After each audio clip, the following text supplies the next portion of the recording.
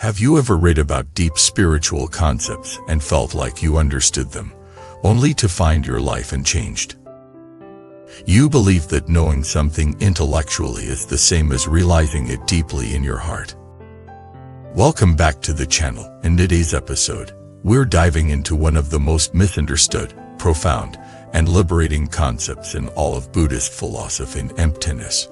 More importantly, we're exploring why it's not enough to think about it. You must experience it. If you've ever felt confused by teachings on emptiness, how something can be empty yet exist, how form is emptiness and emptiness is form, you're not alone. Many brilliant minds throughout history have wrestled with this idea. The great masters knew something that many modern seekers overlook. Emptiness is not a riddle to solve. It's a reality to touch.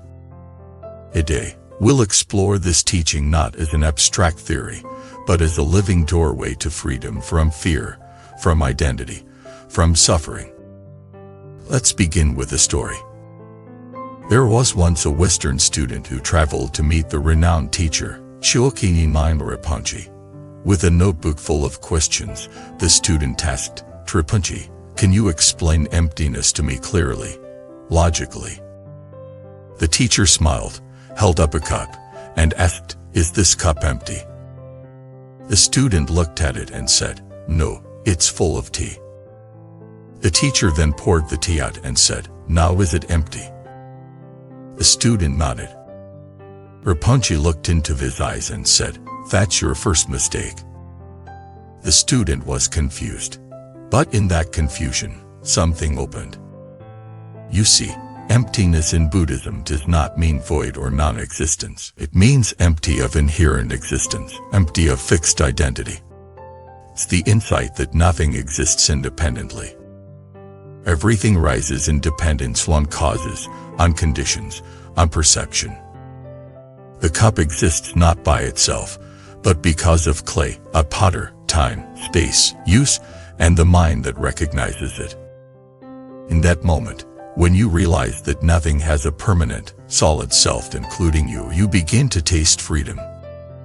Because so much of our suffering comes from clinging to identities, to roles, to narratives. You think you are at failure because a business collapsed. You think you are unlovable because a relationship ended. You think you are your body, your job, your reputation. But all of these are labels built on shifting sands. When you see their emptiness, you stop fighting life. This is not nihilism, it's liberation. It's like realizing the storm was only temporary weather, not the sky itself. And this is where direct experience matters more than words. You can read 100 books about emptiness and still live in fear. But one moment of silence, where the ego drops and you feel the vastness beyond identity, that transforms you. This is why the great master Sifu Trespa said, "The problem is not that we don't understand emptiness. The problem is that we don't experience it." Let me share another story about a woman named Lisa. Lisa had been studying Buddhist texts for over a decade. She could quote Nikvarjuna and knew the Prajnana Paramita Sutra by heart. But she was still miserable. She was constantly anxious, deeply self-critical, and afraid of dying. One day, her teacher asked her to simply sit in silence and watch her thoughts, not judge, not analyze, just watch. For the first 20 minutes, her mind raced, thoughts about the past, about her worth, about her future. And something happened. She realized the thoughts were not her. They were like clouds, rising and fading. She was the awareness watching them. In that moment, she cried not out of sadness, but out of relief. The self she had been trying to fix, to improve, to protect, was never solid to begin with. He had been trying to rearrange a mirage. This is the power of experiential wisdom. Emptiness is not absence. It is presence, without fixation. Flower is empty, not because it doesn't exist, but because it exists interdependently. And because it's empty, it can be anything. It can bloom, can fade, can be admired, gifted, withered. Its emptiness is its freedom. So too with you. When you see the emptiness of your story, you can write a new one. When you see the emptiness of your pain, you stop being trapped by it. When you see the emptiness of identity, you become infinitely adaptable. Odd again, this must be felt, I just thought. Meditation is the key. Not because it gives you answers, but because it reveals what remains when thoughts fall away. When you sit in silence long enough, without chasing the next idea, a doorway opens. You start to see your thoughts arise and dissolve. You start to feel that your emotions are temporary waves. You start to know, deep in your bones, that you are not the nice. You are the space. That space is what Buddhists call emptiness. And from that space comes compassion. Because when you see that everything is interconnected, how can you hate? How can you judge harshly, knowing the person in front of you is also shaped by causes and conditions? This is why wisdom and compassion are inseparable. When you realize emptiness, you soften. You no longer take things personally.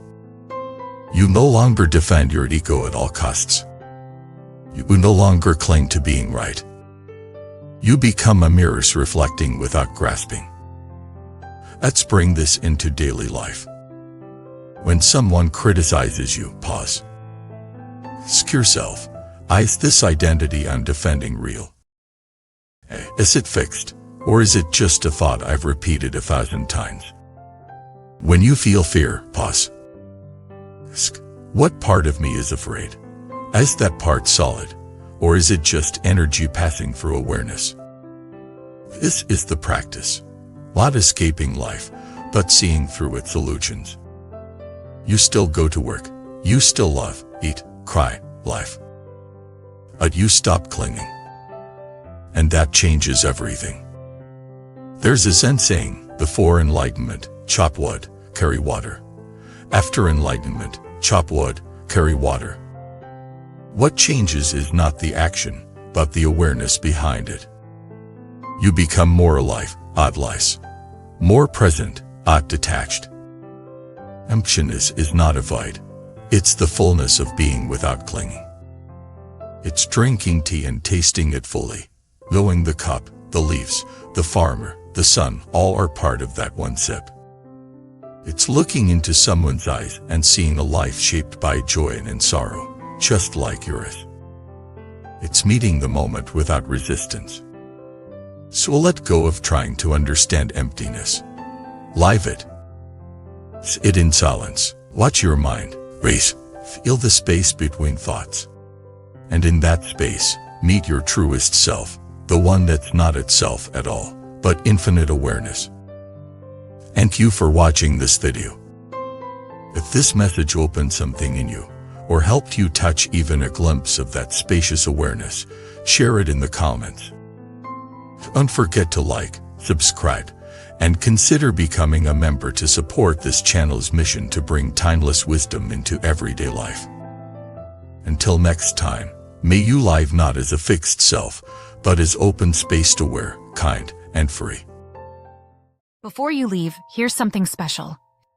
In Buddhism, we believe that every encounter carries a deeper meaning. Would you like to discover your true soul connection, the one written into your destiny? Take the soulmate test today and unveil the hidden truths of your journey. Click the link below and begin your path now. http://soulmate. You wisdom more, come, white.